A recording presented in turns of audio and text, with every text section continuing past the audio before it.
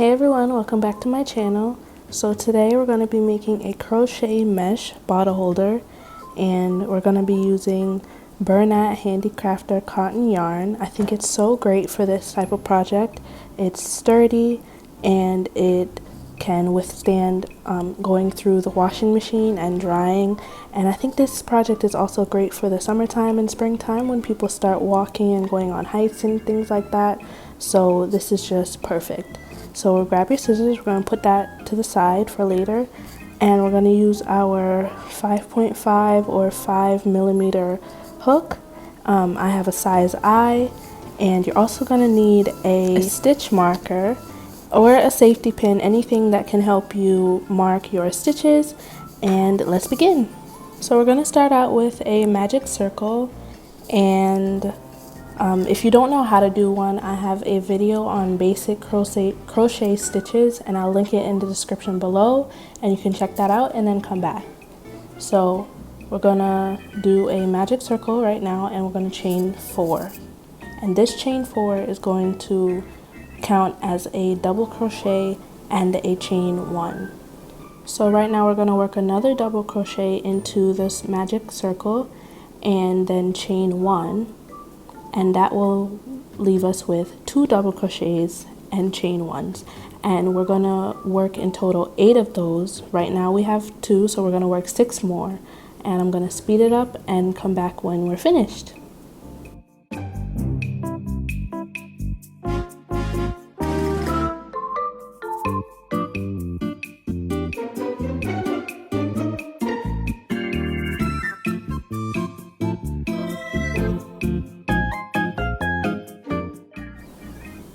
So now we're going to pull our circle tightly to close, and we're ending on a chain 1.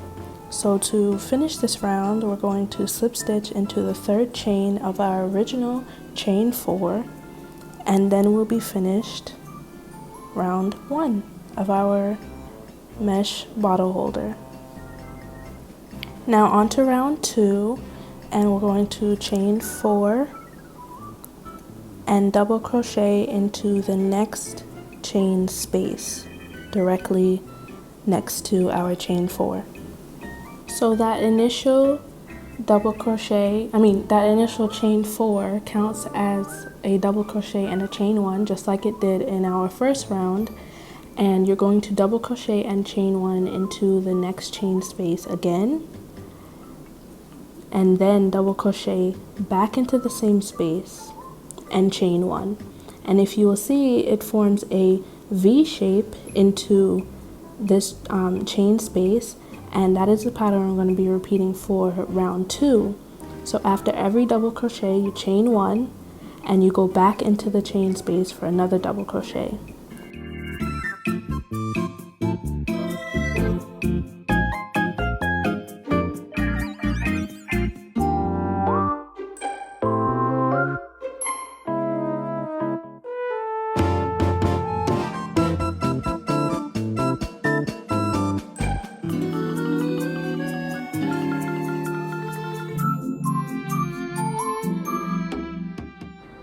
Now we've reached the end of our round, and as usual we're going to end on a chain 1, and we're going to slip stitch into the 3rd chain from our original chain 4, and this will end our 3rd round, our 3rd round, and we're going to begin our 4th or 3rd, I don't remember. So to begin this round, we're going to chain 6 instead of 4. And this is going to be the repeating round for most of our project, and it's going to create this beautiful mesh pattern that we want. So we're going to skip this space that's under our slip stitch, and we're also going to skip the next space, and we're going to go into our V stitch that we created, and we're going to slip stitch into that.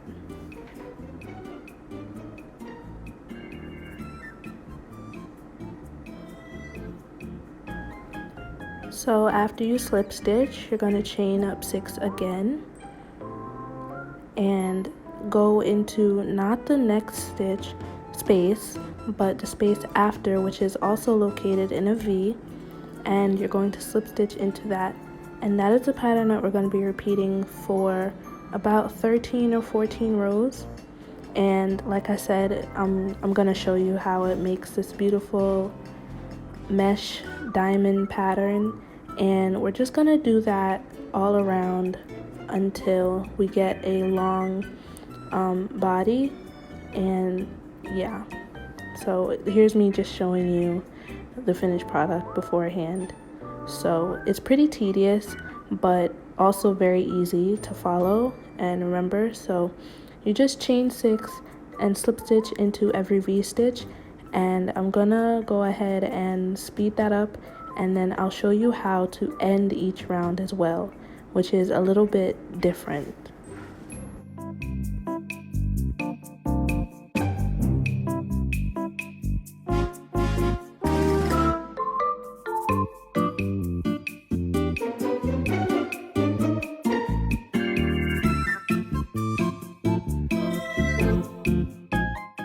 So we've reached the end, or the beginning, of our third round, and we're going to do something differently this time than what we've been doing with the chain 6. You're actually going to work a treble crochet at the end of each round instead of a chain 6. So you're going to chain 3 and then yarn over twice and slip your hook into this little corner piece. It's going to be at the end of every round instead of working directly into that chained space. So you're going to go into that and then work your normal treble crochet. And if you don't know what a treble crochet is, again, you can go check out my video for basic crochet stitches for beginners, and the link will be in my description. So right where you made that treble crochet in the corner section is where you're going to stick your stitch marker. And I don't show it in the video because I don't usually do it on the first round, but for every round after, when it gets a little confusing, right underneath my hook there is where I put my stitch marker, and I move it up each time. So we're just gonna go ahead and work 13 rows, and I'll come back and show you how we do our 14th row and our handle. And it's a new day. Welcome back. So I've worked my 13 rows, and you can see it's created this beautiful diamond pattern. Usually our 14th row is actually when we chain 5 instead of chain 6, and that is preparing us to make the neck of our bottle holder. So this last round is actually using chain 5s in each space instead of chain 6s.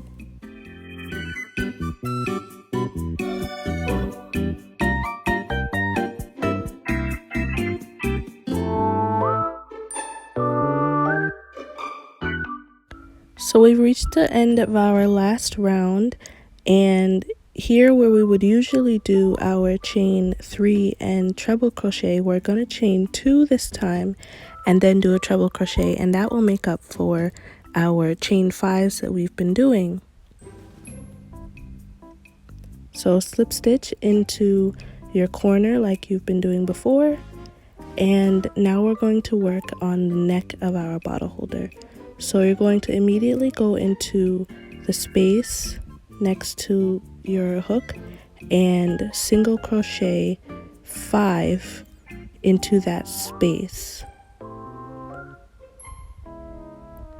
And 5, and then you're just going to go into your next space and single crochet 5 again, and we're going to be doing this all around as our first round for the neck of our work.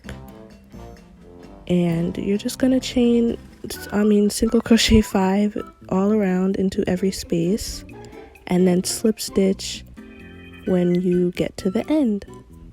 So of course I'm going to speed it up and come back when we're finished with that.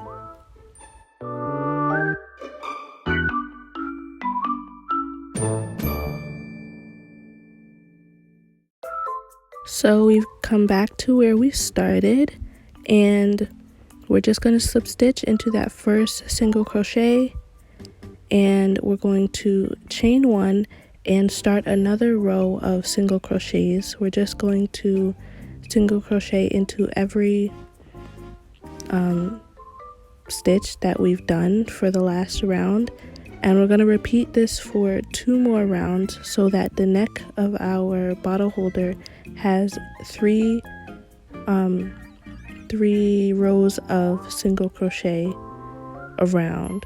So we're going to just repeat this pattern for 2 more rows, and I won't show you all of that because it's going to be a little boring, but you guys can stop or work with me, and we'll come back when we have our 2 more rows of single crochet, or rounds I should say, of single crochet.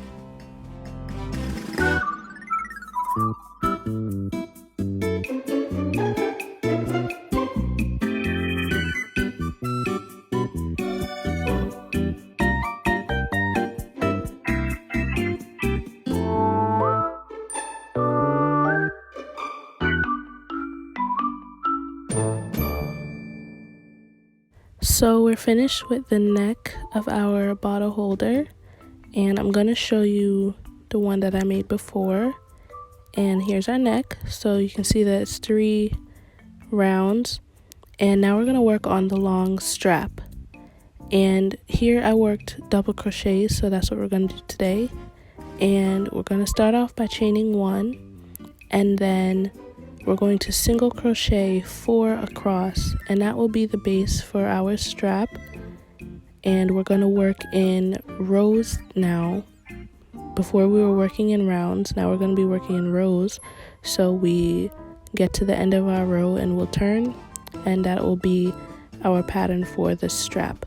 So all across we have 5 spaces, and that's going to be for our 5 double crochet, and that will be the width of our strap. If you want a thicker strap, feel free to add more chains or more single crochets, and it'll just make the strap a little wider.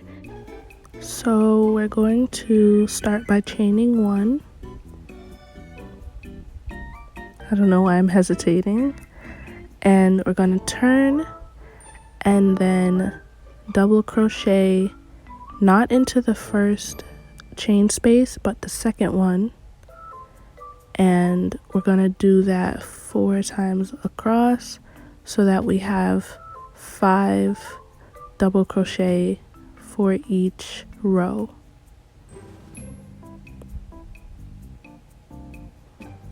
These stitches might be a little hard or tricky to get into because they're so small and tight, but you can definitely get there, and then your strap will be more secure for holding your heaviest water bottle.